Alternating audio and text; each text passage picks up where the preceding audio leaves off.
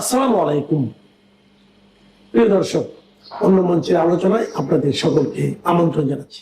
মার্কিন পররাষ্ট্রমন্ত্রী Marco Rubio এই মুহূর্তে ভারত সফরে রয়েছেন। তিনি ভারতীয় উচ্চ পর্যায়ের বিভিন্ন মন্ত্রী এবং ব্যক্তিবর্গের সাথে মিটিং করছেন। স্বভাবতই আমাদের কৌতূহল রয়েছে যে তার এই মিটিংয়ে, তার এই আলোচ্য সূচিতে বাংলাদেশ রয়েছে কিনা।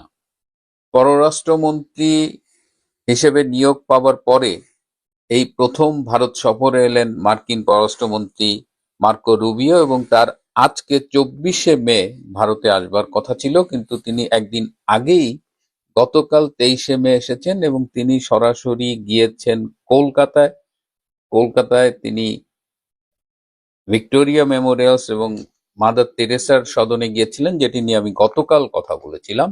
কিন্তু গতকাল তিনি দিল্লি গিয়েছেন এবং আজকে দিল্লিতে তিনি খুব ব্যস্ত সময় কাটিয়েছেন। তিনি 2 দফায় ভারতের জাতীয় উপদেষ্টা অজিত দোভালের সাথে মিটিং করেছেন এবং এই মিটিংগুলোতে অনেক বিষয়ে আলোচনা হয়েছে। এবং তারপরে ভারতের পররাষ্ট্রমন্ত্রী ডক্টর জয়শঙ্করের সাথে তিনি মিটিং করেছেন। অজিত দোভালের সাথে মিটিংয়ে কি আলোচনা হলো?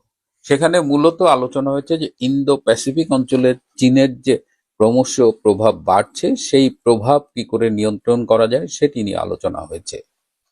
এছাড়াও ক্রস বর্ডার টেরোরিজম বা সীমান্ত পারের সন্ত্রাস, সামুদ্রিক নিরাপত্তা, বর্তমানে পশ্চিম এশিয়ায় যে সংকট চলছে, যে এই যে ইরানকে আক্রমণ করা এবং তার ফলশ্রুতিতে সৌদি আরব, ইউনাইটেড আরব এমিরাতস, কুয়েত, বাহরাইন, ওমানে যে ইরান আক্রমণ করছে, ওভারঅল মধ্যপ্রাচ্যের সংকট নিয়েও তাদের মধ্যে আলোচনা হয়েছে এবং এই সংকট কি করে নিয়ন্ত্রণে আনা যায় সেটি নিয়ে আলোচনা হয়েছে। এছাড়া তাদের মধ্যে আলোচনা হয়েছে যে তাদের মধ্যে যে যৌথ সামরিক মহড়া হতো সেটি কি করে আরো বৃদ্ধি করা যায়, ভারত আমেরিকার মধ্যে ইন্টেলিজেন্স ইনফরমেশন শেয়ারিংটা আরো কি করে বাড়ানো যায়, এবং পাকিস্তান ভিত্তিক যেসব সন্ত্রাসী গোষ্ঠী রয়েছে তাদের নিয়েও কিন্তু এই মিটিংয়ে আলোচনা হয়েছে।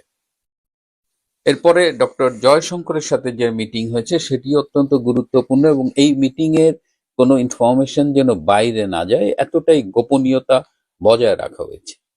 তারপরেও আমার সূত্র কিছুটা ইনফরমেশন পেয়েছে, যেমন এই মিটিংটাকে যদি আমেরিকার দিক থেকে বলা যায় যে এটা আসলে একটা damage control sort of meeting. কারণ আমেরিকা ভারতের যে সম্পর্ক, আপনারা জানেন যে এই সম্পর্ক নিয়ে বেশ টানাপোড়েন চলছিল, বিশেষ করে ট্রাম্প নির্বাচিত হবার পরে এবং ট্রাম্পের নির্বাচনে যেভাবে মোদি একটা সমর্থন ছিল, সেখানে তারপরে আমরা ফেব্রুয়ারিতে দেখেছি যে মোদি হোয়াইট হাউসে গিয়েছে, তাদের সাথে একটি আলোচনা হয়েছে, দে হ্যাড লাঞ্চ টুগেদার। তো স্বভাবতই ধারণা করা হয়েছিল যে ইন্ডিয়া এবং আমেরিকার সম্পর্কটা খুব উষ্ণ হবে, কিন্তু পরবর্তীতে দেখা গেল ট্যারিফ নিয়ে এবং অন্যান্য ইস্যু নিয়ে তাদের সম্পর্কটা কিন্তু স্মুথলি যায়নি। তো এই যে সম্পর্কের অবনতি, সেটি আসলে ঠিক করতে এসেছেন মার্কো রুবিও এবং সেটাকে তিনি বলছেন যে ড্যামেজ কন্ট্রোল করতে এসেছি। এবং ইন্ডিয়ার সাথে আমেরিকার সম্পর্কের এই যে অবনতি হয়েছে এর দায় কিন্তু মার্কো রুবিও নিজেই স্বীকার করেছেন, বলেছেন যে এর জন্য আসলে আমেরিকাই দায়ী। আমেরিকাই একসময় ট্যারিফ নিয়ে কথা বলেছেন। আবার আর এই সাউথ এশিয়ান রিজিয়নে আরেকটি কারণ হলো যে আমেরিকা এবং ভারতের সম্পর্কের অবনতি, সেটা হলো বাংলাদেশ।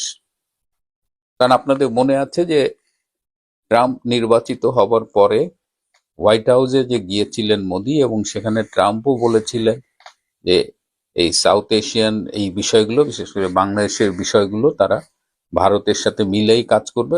মানে সোজা কথা হলো যে ভারতের চোখে তারা বাংলাদেশকে দেখবে। কিন্তু পরবর্তীতে আমেরিকা কথা রাখেনি।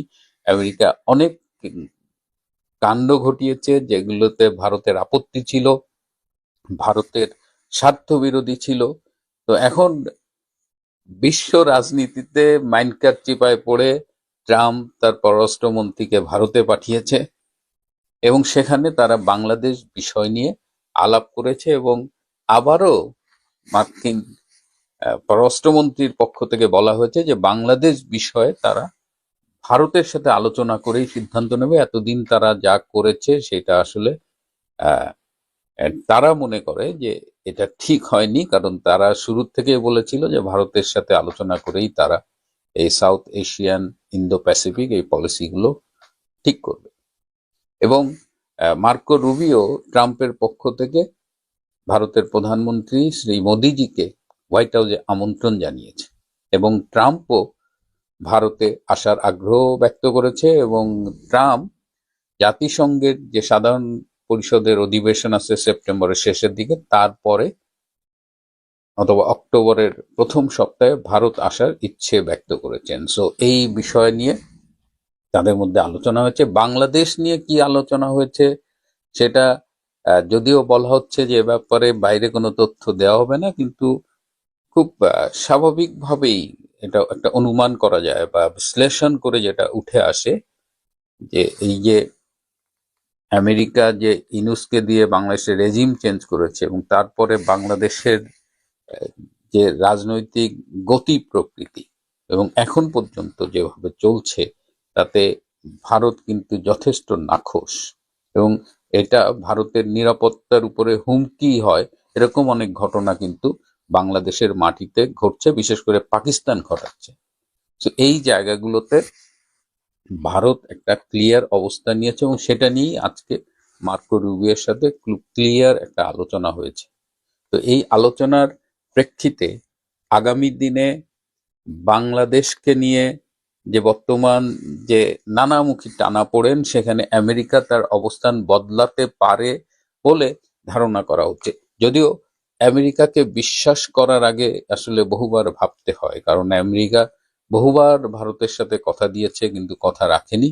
কিন্তু এইবার বিশ্ব রাজনীতিতে মানকার চিপায় পড়ে তারা আবার ভারতের কাছে এসেছে এবং ভারত আবারও বন্ধুত্বের হাত বাড়িয়ে দিয়েছে। এখন দেখা যাক যে মার্কো রুবিও ফিরে যাবার পরে বাংলাদেশ ইস্যুতে কিছু চেঞ্জ আসে কিনা। তবে ধারণা করা হচ্ছে বাংলাদেশের রাজনীতিতে নিকট ভবিষ্যতে কিছু চেঞ্জ আসবে, কারণ শেখ হাসিনা বলেছেন তিনি অচিরে দেশে ফিরবেন।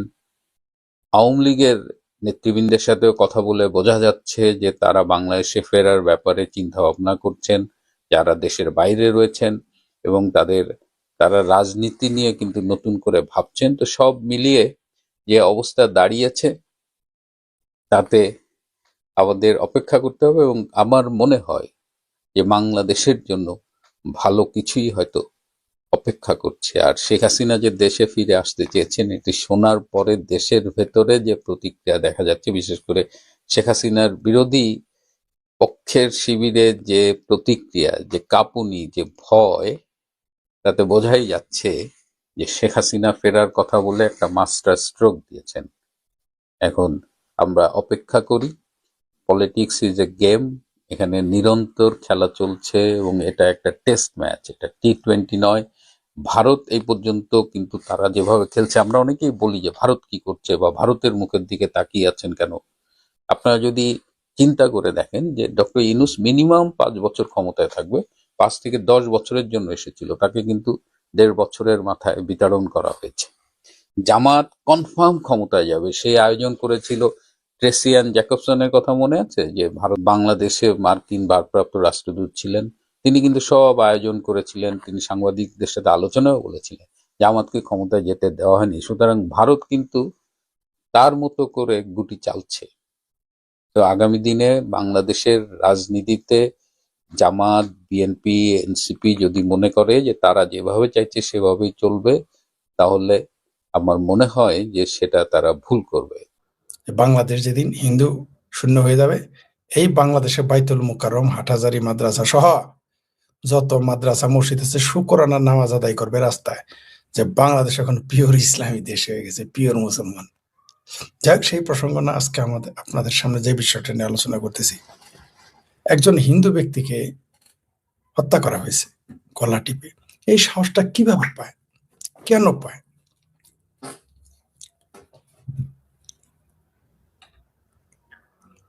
মানিকগঞ্জের সিংগাইরে ঈশা মোল্লা নামে এক ব্যক্তি 20 টাকা বাকি না দেয়, 30 টাকা ছিল পানের দাম, সে 10 টাকা দিয়ে 20 টাকা বাকি রাখতে চেয়েছিল। শ্রীবাসচন্দ্র সাহা সেই 20 টাকা বাকি দিতে চায়নি। শ্রীবাসচন্দ্র সাহা, তার জন্য তাকে গলা টিপে মেরে ফেলেছে। এবং এটা ঘটনা ঘটেছে 22 মে শুক্রবার 12টার দিকে মাছ বাজার কি জয়মণ্ডপ মাছ বাজার উপজেলার মানিকগঞ্জ উপজেলা সিংড়ায়ের কি জয়মণ্ডপ মাছ বাজারে। বাড়ি ছিল তার রংপুর। ঢাকার সাভারের মধ্যপাড়া এলাকায় বসবাস করতেন এবং দোকান চালিয়ে জীবিকা নির্বাহ করত এই শ্রীবাস চন্দ্র সাহা। তার বয়স প্রায় 57-58। তাকে হত্যা করেছে ইসামুল্লাহ। তিনি ওই একই স্থানের অর্থাৎ মণ্ডপ ইউনিয়নের ভাকুম এলাকার আফাজউদ্দিন মোল্লার ছেলে। এখন আমরা এই ঘটনার এখন বলবেন যে ভাই এটা তো সাধারণ এরকম মারামারি তো হয়ই, মানুষ তো মারা যায়, এটাকে নিয়ে এইভাবে ব্যাখ্যা করতেছেন কেন? কারেক্ট, সেই জন্যই তো ব্যাখ্যা করতে আসছি। আপনি দেখেন হিন্দুদের এই দেশের মুসলমানেরা মানুষই মনে করে না। আপনি যত গল্পই করেন ওই যে হিন্দুটা মনে করতেছেন আপনার পাশে বসা আপনার মুসলমান বন্ধু। আমি জানি আপনি তার সামসামি করেন বা কোনো সুবিধা দেন বললে আপনি তার বন্ধু হয়েছে। আমাকে বাংলাদেশে একটা মুসলমান দেখান যে হিন্দুর বন্ধু হয়েছে সুবিধা না নিয়ে। একটা বন্ধু দেখান, আপনাকে দেখান, অথবা আপনি ভয়ে তার বন্ধু হয়েছেন, তাছাড়া কারণ দেখান আমাকে। একটা হিন্দু দেখান, একটা পরিবার, একটা ব্যবসায়ী, একজন হিন্দু আমার সামনে লাইভে এসে বলেন যে আপনি মুসলমানের বন্ধু হয়েছেন বা মুসলমান আপনাকে বন্ধু বানিয়েছে বাংলাদেশের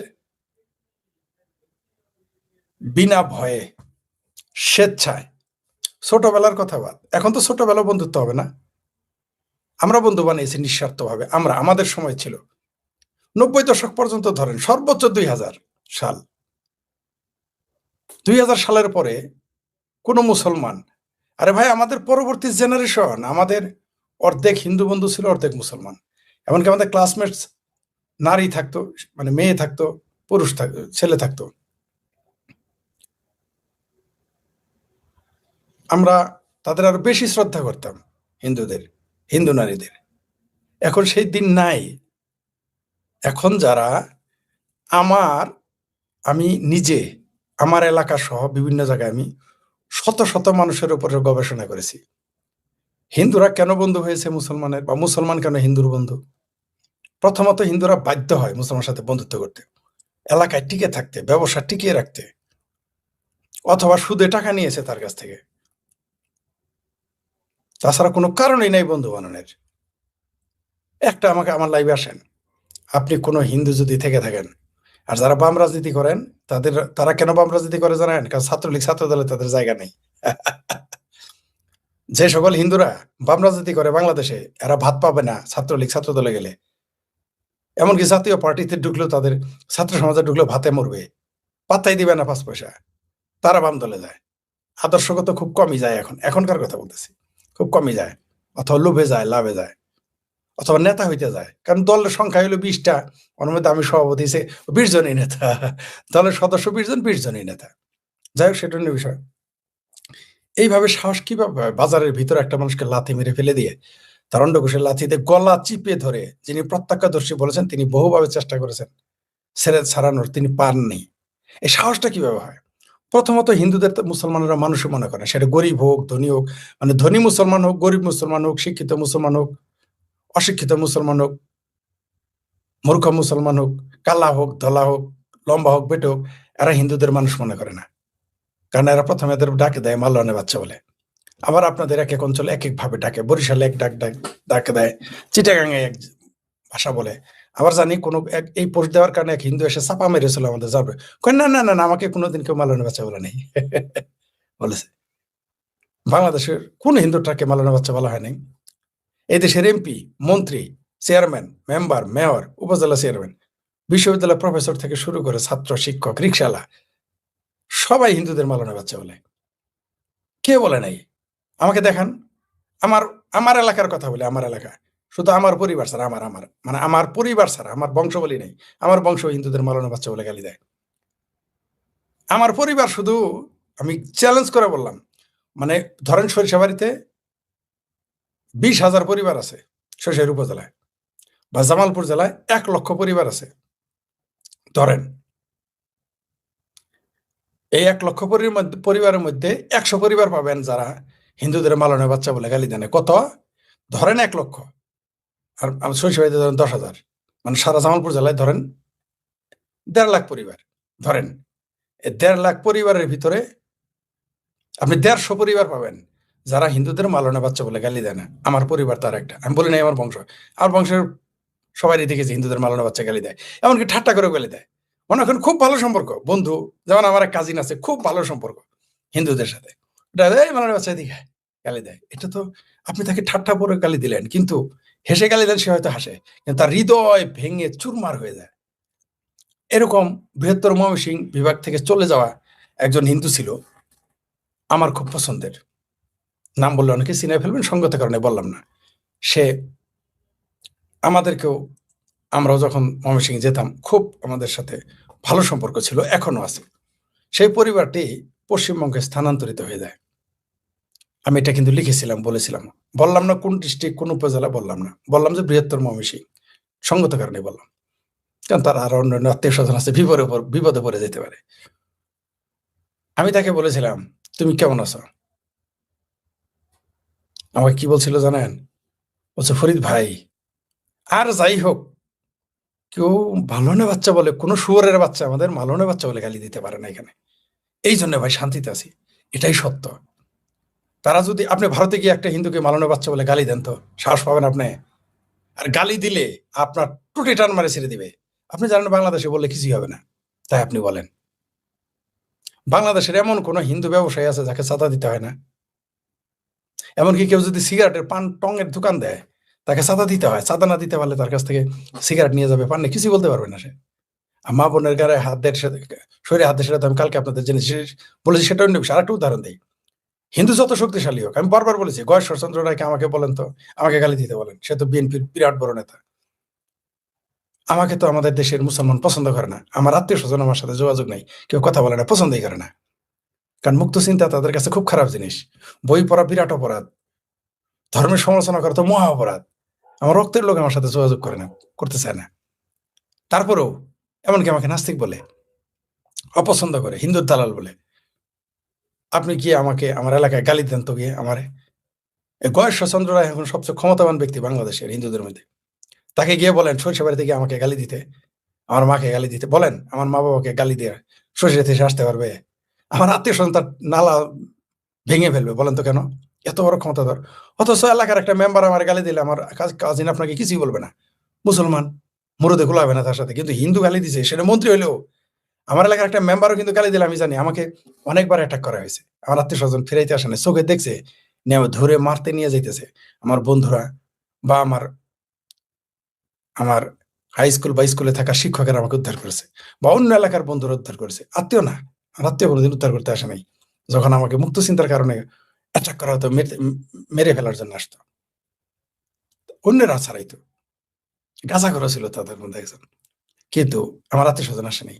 কিন্তু আপনি আমাকে গালি দিলে আমার এলাকায় গয়েশ্বরচন্দ্র রায়কে বলেন, উবদা করে ঝুলাবে, ঝুলাই ফিরাবে। আমার ভাতিজা বলবো, আমার দাদিরে গালি দিলে কেন, দাদারে গালি দিলে কেন, আমার কথা বলবে না। আমার মা বাবা তুলে গালি দিলে আমার কাজিনরা বলবে, শালা তুই আমার চাচা জ্যাঠারে গালি দিলি কেন, আমার তো ফুয়ারে গালি দিলি কেন, এগুলো আপনাকে ধরে ফেলবে যদি হিন্দু হন। তার মানে বুঝতে পারছেন তো হিন্দুরা কত দূর। আমি এর আগে বলেছিলাম, বাংলাদেশ, আমাদের এলাকায় একজন ছিল, মালিকের চায়ের দোকানে কর্মচারী গালি দিয়েছিল। দুই পক্ষে দুইজনই, দুইজনই আমার পছন্দের মানুষ, তারা আমার বড় ভাই, দুইজনে আমাকে স্নেহ করে। তার কর্মচারীর ব্যাপারে তার গালের মধ্যে চর মারছিল, কিছুই বলতে পারেন নাই তিনি। কর্মচারীকে ধমক দিছে, কারণ মালিক হিন্দু, কর্মচারী মুসলমান। সে গিয়ে আরেকজনকে বিচার দিছে, দুইজনে আমার পরিচিত আমার এলাকার। সে গিয়ে সাথে সাথেই থাপড়া মেরে গালটা লাল করে দিয়েছে, কিচ্ছু বলতে পারে নাই। মানে হিন্দু আপনি যত শক্তিবানী হন, বাংলাদেশ আপনি মানুষের মধ্যে পাবেন না। এখন যা বলবেন যে টেরর মেরর আছে, ওগুলো হিসাব আলাদা, সেটার হিসাব আলাদা। সেটাও সে মুসলমানের মরদেই করে। কোনো হিন্দু মাস্তানি করে, গ্যাংস্টার হয়, লিডার হয়, তার মুরদে না। এটা ওই মুসলমানের মুরদেই হয়, তাকে ব্ল্যাঙ্ক চেক দেওয়া থাকে, তুই যা ইচ্ছা তাই কর, এরকম আমি জানি, এরকম বহু কয়টা উদাহরণ চান। তো আসলে এই 20 টাকার জন্য যে মেরে ফেললো, এটার কারণ হচ্ছে হিন্দুদের মানুষই মনে করে না। এবং ইসলামের দৃষ্টিতেও কাফের মুশরিকেরা হচ্ছে কানামাছির সমান। আপনারা কি এটা জানেন? ওই যে বামপন্থীরা চেঁচামেচি করে না, বলে যে ইসলাম সাম্যের ধর্ম, সাম্যের ধর্ম না। আমি এটা ইসলামকে হেয় করার জন্য বলতেছি না, ওই প্রসঙ্গে পরে আসছে। ইসলাম এটা আছে, এটা ইসলামের মধ্যে লেখা আছে যে কানামাছির সমানও একটা কাফের দাম না। আরে ভাই, যে নামাজ পড়ে না তারে মেরে ফেলতে বলছে ইসলামে। আপনারা বলেন ইসলাম শান্তির ধর্ম? কোনো কোনো মাদ্রাসায় কোনোদিনই পড়ে না ইসলাম শান্তির ধর্ম। আপনারা যারা বামপন্থী চিঙ্কুমিঙ্কু আছেন, আর কিছু কোট্টাই ভরা লোক আছে, এরা বলে ইসলাম শান্তির ধর্ম, আর কিছু হিন্দুরাও বলে শান্তির ধর্ম। কোনো মৌলবী